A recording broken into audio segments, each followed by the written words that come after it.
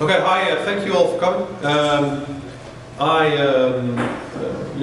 happen to have a presentation at Kona Live, and since I was here anyway, I decided to come here. So thank you all for coming. I'm going to talk about MySQL user-defined functions in JavaScript. My name is Roland Bouman. You can follow me on Twitter or read my blog. I haven't updated in a while, but the presentation is up on SlideShare, so you can always review this document, this stuff later on. If you have any questions, just don't hesitate to ask. I'll just decide during the talk if it's pertinent to answer it at that moment or wait for the question section. Let's talk about MySQL programmability.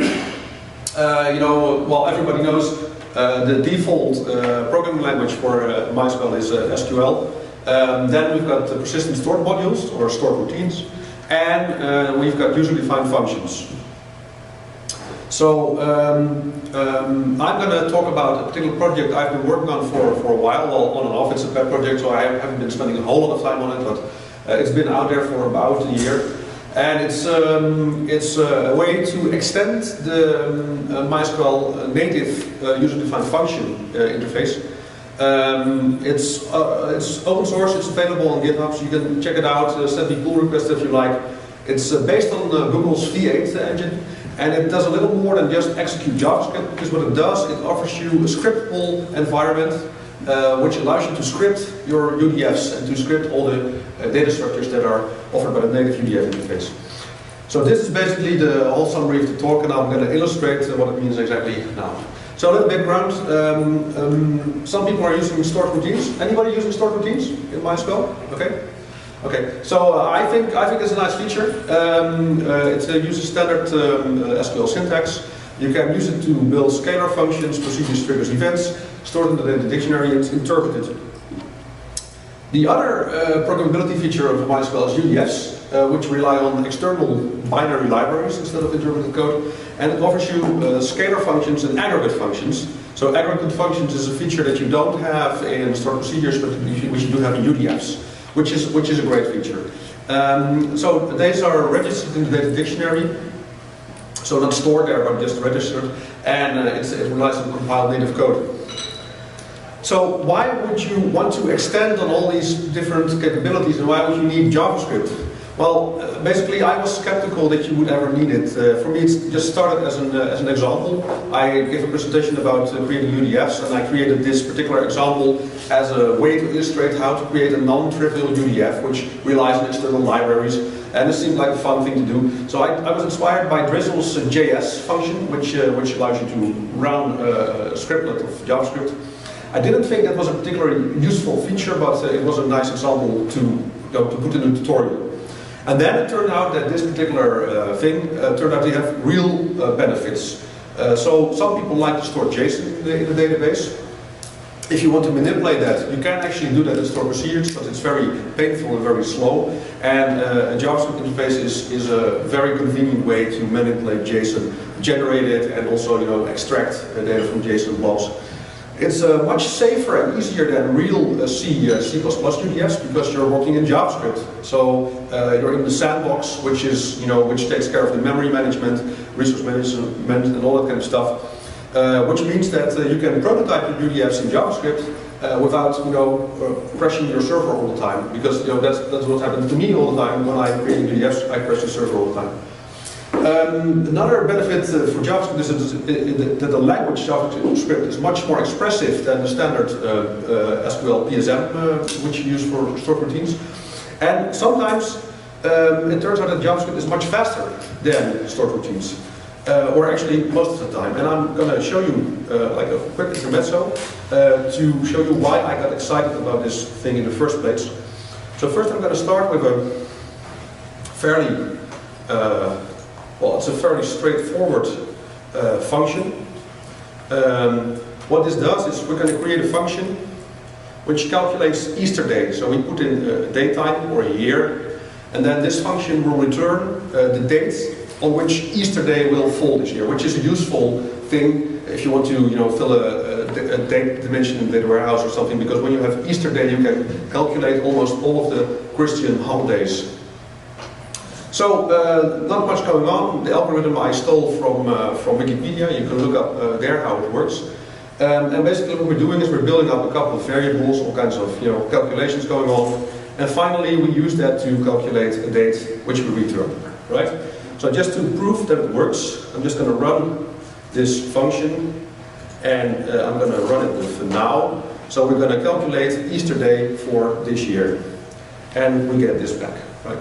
April 20th. Now, we could have done the same thing in straight up SQL. We don't actually need a stored function to do this.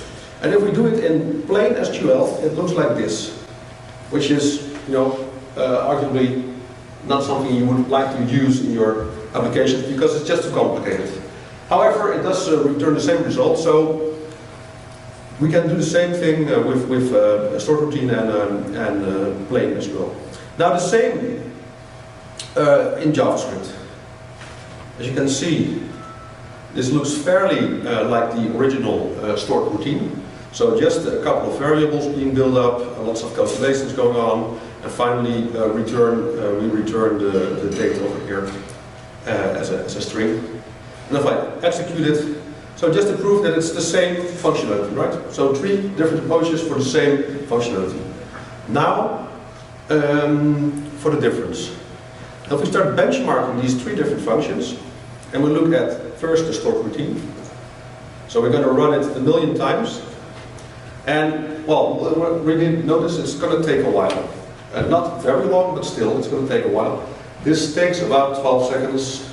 So we should be done almost now. Yes. So 12 seconds, right? For 1,000,000 times Easter Day.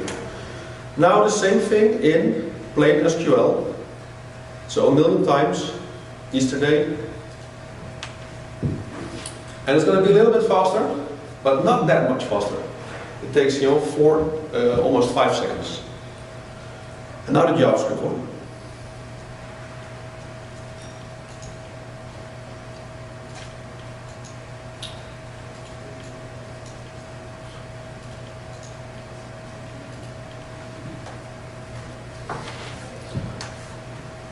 So 250, fastest result.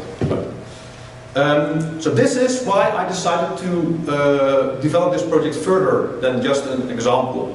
So if we summarize the result, we see the SQL expression is 461, the SQL stored function is 12 seconds, and the JavaScript one is, well, let's say a little less than 3. Which I was amazed to see. I didn't expect that result, and I figured, this might be something that could give us real benefit because for this particular example, the Easter Day, the plain SQL expression is just too unwieldy and too big, so you wouldn't want to use that. The stored function works, but is very slow, as you can see, and the JavaScript version is actually fast as well. So this is why I think it's interesting to pursue this thing. By the way, a comment. Yes? Probably why the stored procedure is slow, because each row execution should be really, really fast. I didn't know about this, but I would suspect that going from row to row, the slowness is there. That's possible. That's possible. Yes. Okay.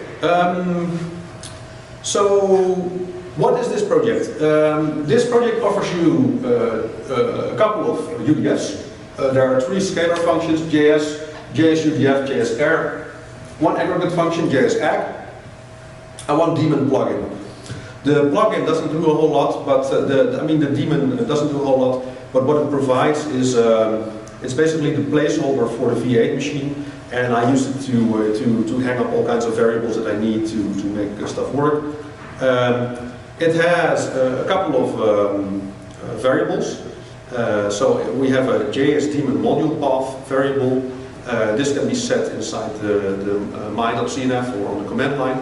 And this is used later on, I'll show you later on how it works, to be able to load JavaScript files, right? So that you can not enter a complete script, but you can load a file, which makes it a real stored procedure. Except for the variables, we also have a couple of status variables, and these are basically just a couple of things you can use to monitor what V8 is doing. I haven't really used them a lot, but as you can see, it has some information about the heap size that's using, to see whether V8 is actually functioning anymore and all that kind of stuff. So that's just the debug plugin. Now for the more interesting part, we already saw the JS UDF. JS UDF just takes a script as first argument, and any number of arguments beyond the script argument. What it will do is it will execute the script. The script can be either dynamic or static, so you can either put in a static string or you can put in a column, so that the script can come on a database column. It will execute the script and it will return the value of the last expression in the script, and that is your return value, which will be returned as a MySQL string. The optional arguments after the script argument are accessible inside the JavaScript environment via a built-in arguments area. So you can use arguments 0 to refer to the first argument, beyond the script argument, and so on and so forth. If the script happens to be a static string, then I'm going to compile it just once and execute it over and over again. If it happens to be dynamic, then it's going to be executing it and compiling it for each and every row of the statement.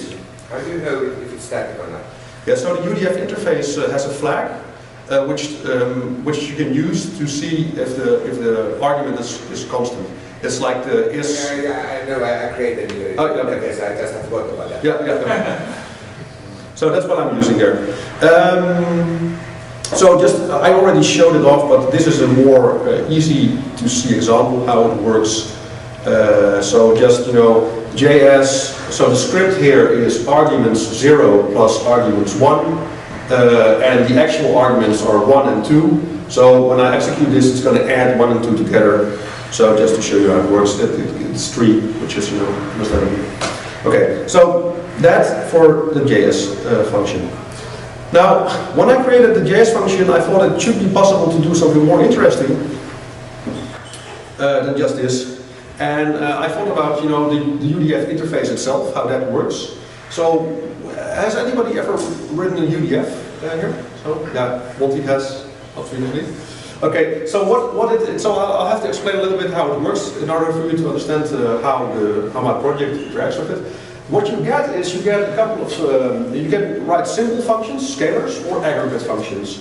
And what you do is you build a native library, so you probably are going to code it in C or C++. You could do it in another language, but C++ is the most usual thing. And what you get is, you can, at the bottom of the slide, I added some syntax that you can use in MySQL. So it's create function and then the name returns some data type. So name is a library file. So once you got your binary library with your functions in it, you just install it. And then what happens, you can call a function with the name. And what happens then is that MySQL will look into your library and it will call the number of callbacks that you set up there. And depending on whether you have a scalar function or an aggregate function, this set of callbacks is going to be slightly different. MySQL is going to pass you a couple of data structures which tell you about arguments, which tell you about the return value, and which tell you about the environment in which your function is running. And you can manipulate those data structures to do stuff with your function. Now, so what I did is I created a JavaScript binding for this UDF interface. So I've got two functions, JS_UDF and JS_AG.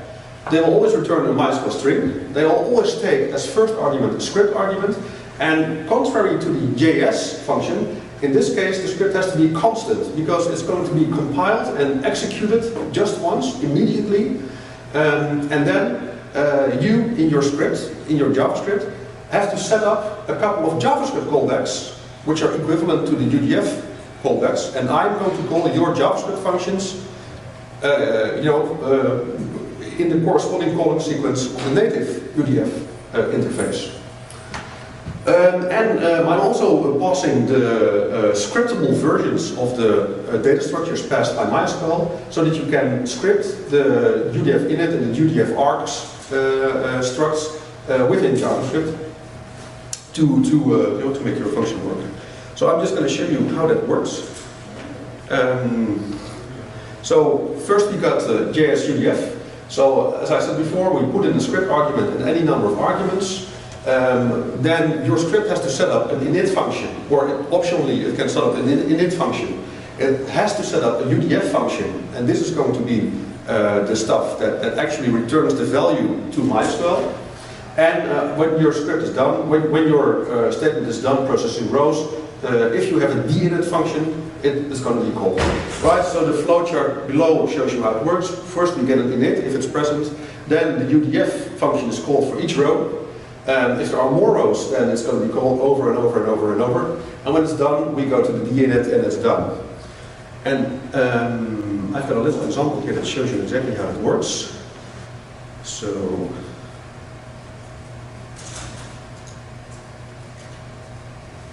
what we have here is JSUDF, and the script argument is this entire string over here. Right, so it's a static script. What we're doing here is we're declaring one global variable. So for the JavaScript, it's a global variable. We have an init function, and in the init function, and this is going to be called initially before the statement is actually processing any rows.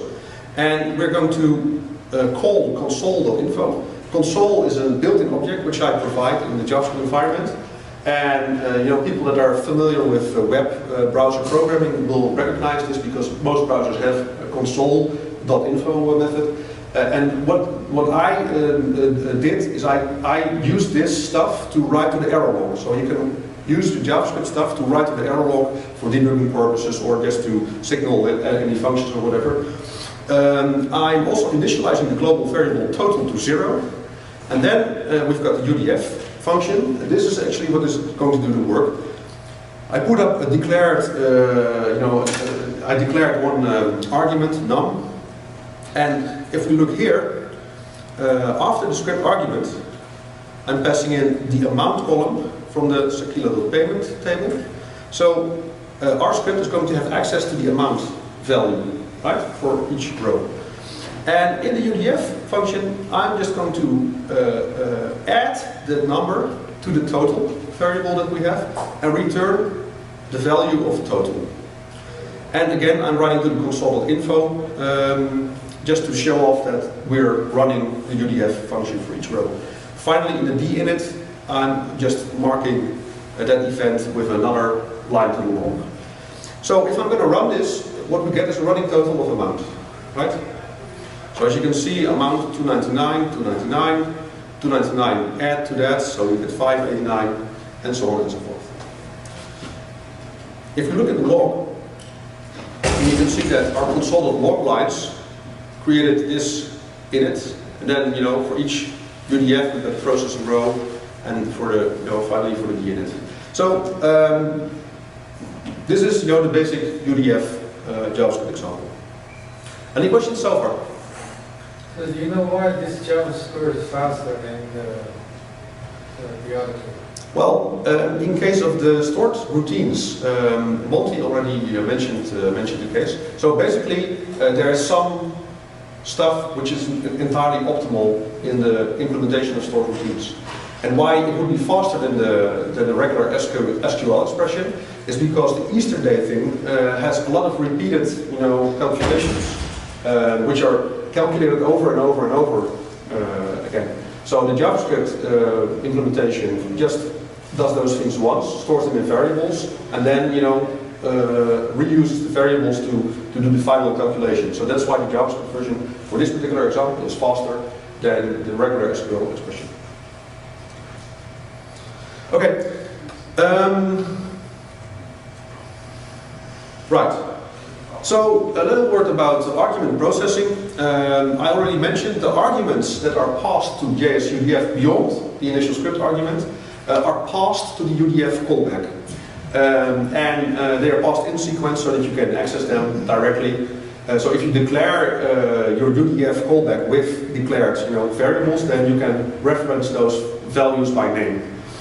There's another way to access arguments because as a feature of the JavaScript language, whenever you're inside a function, you can refer to the local arguments array. And the local argument arrays will have one entry for each argument that's being passed at runtime to your function, to your JavaScript function. Because JavaScript doesn't really care if you declare any arguments. You can always access any argument passed to your function via the arguments array. However, for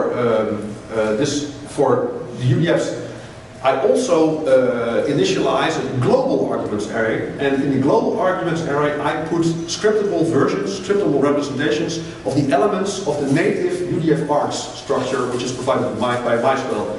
And this allows you to check metadata about your arguments, like the type, the name, the default value, whether the argument is nullable, whether the argument is constant, all that kind of stuff. And so when you're writing your UDF, you have to be careful if you refer to arguments, like without any prefix, you're referring to the local variable, to the local arguments variable, which is just the values of the arguments. And if you use this.arguments, you're referring to the global arguments array, and this gives you access to the argument objects provided by the UDF interface. I'm going to show you exactly how it works in the following example. So,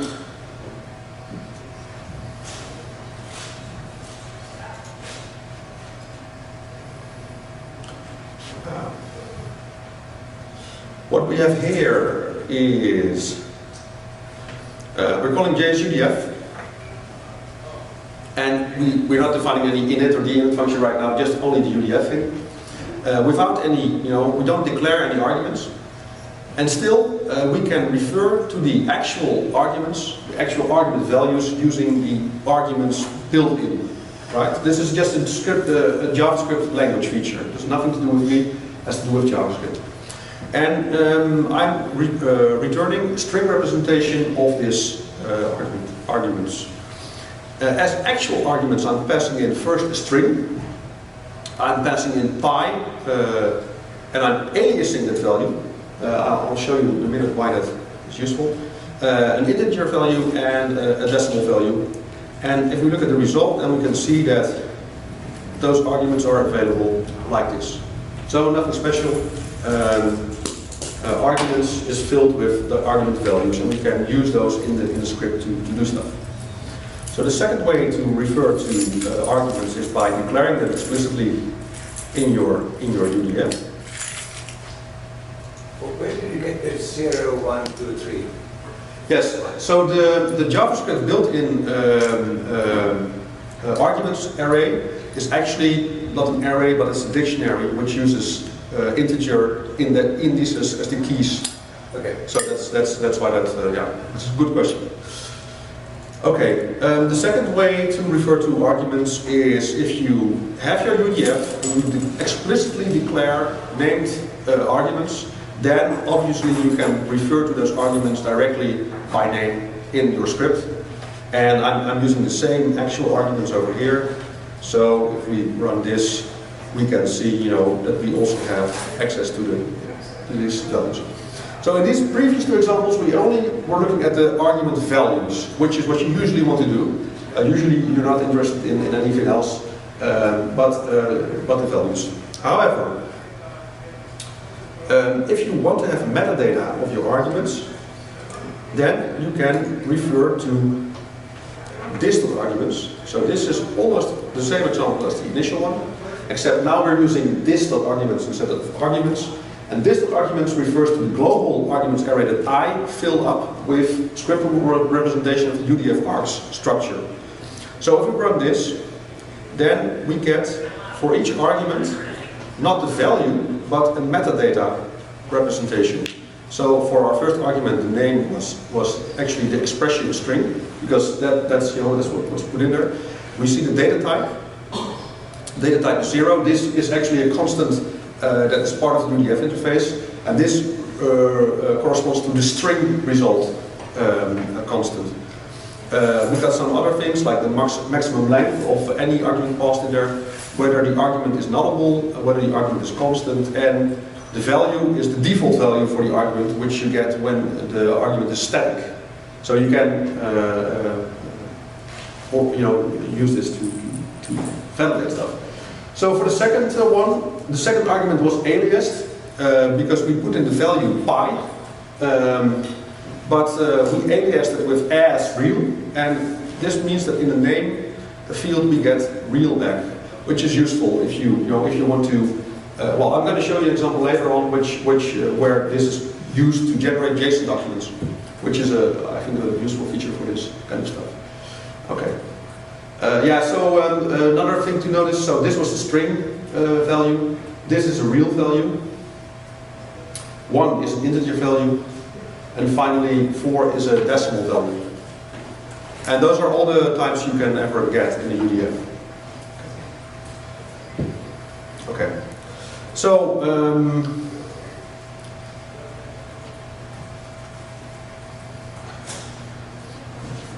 okay, I just covered this basically. Okay, now a little word about the types. I just showed you the data types of these arguments. So this is, if you haven't messed around with UDFs, it might be a little bit confusing because if you're thinking about data types inside MySQL, you're thinking about varchar and big int and whatever. And I made this chart just to help you understand how this works. In the first column we see the type family, so we have integral numbers, floating point numbers, decimal numbers, binary string, character string, structured string, temporal. The second column enumerates all the MySQL DDL data types. So these are storage data types that you can use to represent this. So big int, medium int, small int, tiny int are all integral numbers. Date and text happen to be character strings. There's no separate data type for that. Decimal has its own type. And then in the third column, I put in the MySQL UDF data type, and this is actually the runtime data type that MySQL uses at runtime. So for storage, the storage data type is cut back to just 4 different runtime data types. Then to map those to JavaScript, I have to choose which V8 data type I'm using. And in the final column, there's the JavaScript language data type. And you can see that all those different data types boil down to just 2 different JavaScript types, because that's what JavaScript is. So in JavaScript, we've got numbers and we've got strings, and that's it. Yes, Martin? Would it help if we make your life harder if you make the temporal its own UDF type? For me, I think it would help in some cases. I think generally it would help because if people want to validate their arguments, they can use that information to do that. Currently, if I want to validate for a date, I simply try to parse it as a date in the init function, and if that works, then it was a date. Otherwise, it wasn't. Because bar is just adding new val functions for dates, so we could easily add that as a new type. Well, I think it would be useful. I think it would be very useful to be able to have that. Yes. Okay. So now on to the aggregate functions, which is interesting because this is a feature that you don't have in stored routines. It's almost, it's an expansion of the callback functions that you have for regular UDFs. You've got an init, and you've got a dinit, and you've got a UDF. But there are 2 extra functions. There's a clear callback. The clear callback. So when we have an aggregate MySQL statement, that's either a statement which has an aggregate function or a statement with a group by clause. In both cases, you will be aggregating stuff. So if there's a group by clause, then for each key represented by the group by fields, this is one group. And the clear callback will be called prior to processing one of those groups. If there's no group by clause, then the entire statement is treated as one big group. So the clear function will be called just once for the entire result set as one group. Then for each row in the group, the UDF callback is called. And then finally, when all the rows in the group have been processed, the agg callback is called. And this is what you use to return your aggregate value back to MySQL. So let me show you how it works. I've got a little example over here. I hope it will fit on the screen. So what we have here is JS agg, and I'm going to select from this inline view. So I'm going to select films from the Sequila database, And I'm going to use the columns film ID, title, release year, description, and those are going to be available in my script. What I have here is the clear function. What the clear function does is, it logs the fact that we're running the clear function, and then it initializes the global variable rows to an empty array. So we now have an empty array which we can use to process our group. And then in the UDF function, I put another log line, and then I'm creating a new row object over here, a JavaScript row object. And I'm setting up a little loop to loop over the arguments. So here, aliased the global arguments array to args, and I stored the number of args. And right here, I'm using those variables to loop through the argument objects. And what I'm doing here is, in the row object that I just created over here, I'm adding a new key, arg.name, which is basically the name of the argument pushed in here. And I'm setting that to the value of the argument. So basically what this is doing is, for each row being processed in the group, I'm creating a JavaScript object, and this JavaScript object will have, for each column that I pass in here, the name with the value together. And then finally, in the add function, I call JSON to stringify to return a string representation of the rows array that I created for each group. So if I run this, I get one array as a result. I get one row back, which is a JavaScript array. And in the JavaScript array as elements, I've got objects, and each object here represents a row. And you can see that the column names that I pushed in there are being used to generate the keys for the JavaScript objects. So I think this is a very powerful feature, because I can generate JSON documents with a minimal amount of user specification. They only have to specify the columns in there, and the column names are used directly to represent the JavaScript keys. And as you can see, the integer values become integers, and the values are assigned to those keys. So we just generated a JSON document for our select statement. Any questions so far? Okay.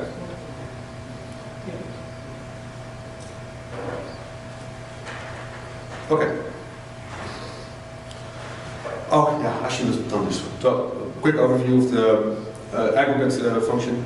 Init gets called, clear gets called for every group of rows, UDF gets called for each row, cycles until no more rows are there, aggregate, the agg is called, and then if there are more groups we cycle again to clear, and if there are no more groups we go to the end. If we now go back to the log, then we can see that the clear was called just once because we had one group of rows, and then UDF was called for each row in the group, and then agg was finally called to return the result value of aggregate. Okay, so now a little word about the JavaScript environment. So I showed now how you can script UDFs. And your script is running inside the JavaScript global environment, which provides a couple of things. So by the JavaScript language itself offers a lot of constructors like date and regex and string and so on.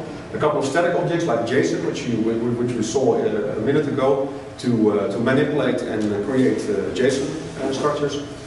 And a couple of miscellaneous functions like decode URI, parse it, and so on. And you get all this stuff for free, right? Which is great because JavaScript regular expressions, for example, allow you to do capturing and that kind of stuff. All kinds of stuff which would be very hard to do in native SQL. Then we get a number of globals provided by mysqlv8udfs. Arguments array, I already covered that a couple of slides ago. Some UDF interface variables and constants which are useful for argument processing. A require function. Require function is inspired by the CommonJS module loading specification, and this allows you to load a script file so that you don't have to type in your entire script. The console object, we covered that extensively, which allows you to write to the error log. And then there's a MySQL object, which basically gives you access to a MySQL client inside JavaScript, so that you can run a query inside your query, if you like. Okay. So first, the require function. The signature for require is it takes a file name and it takes an optional argument for reload, because what require does, it will load the file and it will load it from the JS daemon module path, which is this variable which I showed earlier. So in my particular example, in my CNF, I set the JS daemon module path in my CNF, and this directory will be, you can put files in there, JavaScript files in there, and require will load them, compile them, cache them, and reuse them for each and every time that you use the same require line. So let me show you how it works. We just had the example ago of the JavaScript aggregate function, which was loading which was generating a JavaScript document. It was quite a verbose script, right? Quite some code. And we can replace that entire script with this statement over here. So again, we have JS_ag, and our script argument is now this little string. And then the only line is just a call to the require function. Require function gets JSON export.js as argument, and it will actually load this file from the JS module path and compile it, cache it, and call that script. And the entire setting up of all the hooks, all the callbacks, is all done inside JSON export.js. So now you actually have a stored routine, right? Because you don't have to type any script. You just have to load a script that was already there, which was already stored on disk. I'm again pushing in all the different arguments. If I run this, we see that we get the same result, and but it saves us a lot of typing. And if we can now look at the log, so what happens is I was running the require line. So I'm now looking at the other log. So the JS daemon says the module was not found, and it has found this file. So I just put in JSON export.js, and this here is the JS daemon module path. So it makes a file name out of that. It loads the file and it just lists the contents over here, so that you can see what's being loaded. So this is this is the content of that file. It then compiles the script. It runs it. And it has to run it first to see if there are any errors and that kind of stuff. And then it caches the module, and it adds it to the list of modules. So the next time when I run this same script, if we now look at the error log, then we see that it found the module and it just reused the already compiled script again to run this second function call. Right? So now we're at the point where we can say that we actually have JavaScript stored routines.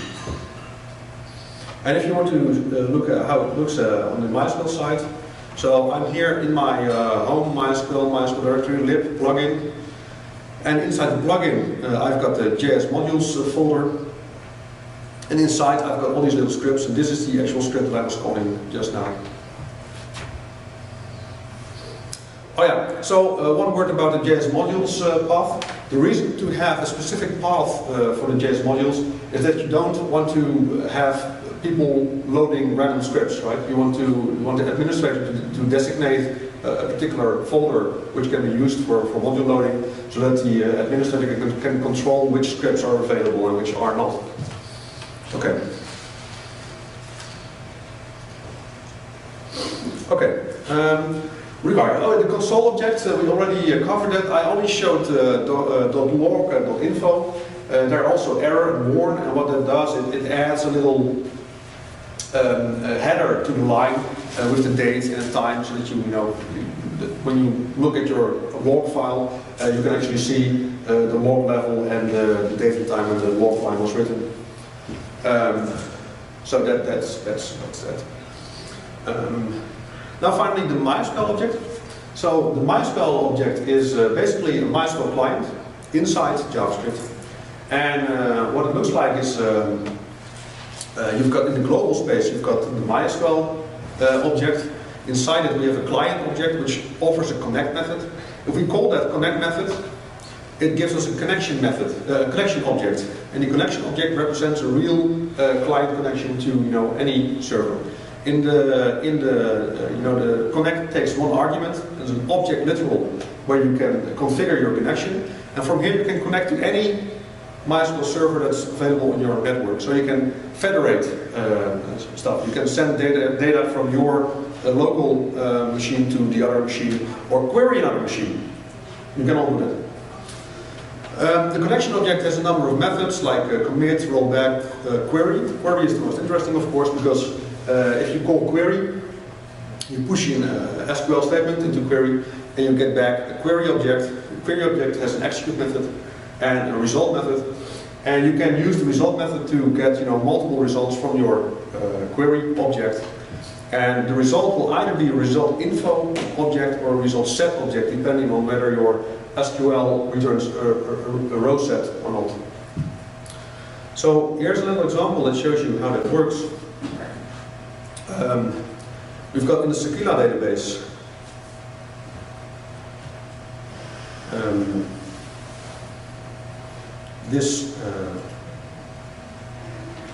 this function over here, Clara inventory held by customer.